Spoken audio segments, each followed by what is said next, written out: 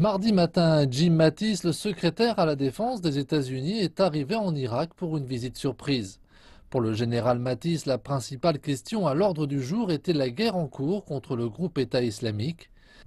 Dans ses entrevues avec les commandants de la coalition dirigée par les États-Unis, il a discuté de la dernière offensive à Tal Afar. Il a exprimé un optimisme prudent en rappelant que la guerre était loin d'être terminée. En avant-poste, ce sont les troupes irakiennes qui sont les premières exposées au terrain. Lors de ses rencontres avec des responsables irakiens, cette fois, Jim Mattis a voulu mettre l'accent sur le soutien américain au gouvernement irakien et saluer les troupes qui ont combattu les militants extrémistes. En ce moment, nous voyons une armée irakienne qui a restauré la fierté irakienne. Elle a repris à Daesh tant de villes, tant de territoires. Elle a libéré une part si importante de la population irakienne de l'ennemi. Nous serons à vos côtés tout au long de votre progression.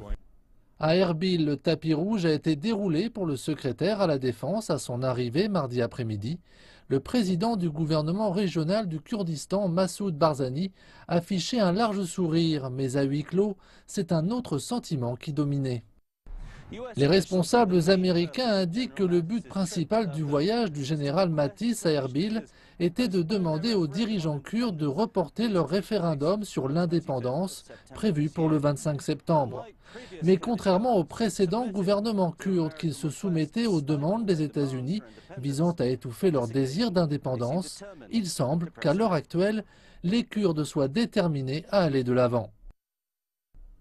Le conseiller principal du président Barzani avait prévu la demande de reporter le scrutin, mais pour lui, peu d'arguments pourraient les convaincre de renoncer au désir d'indépendance.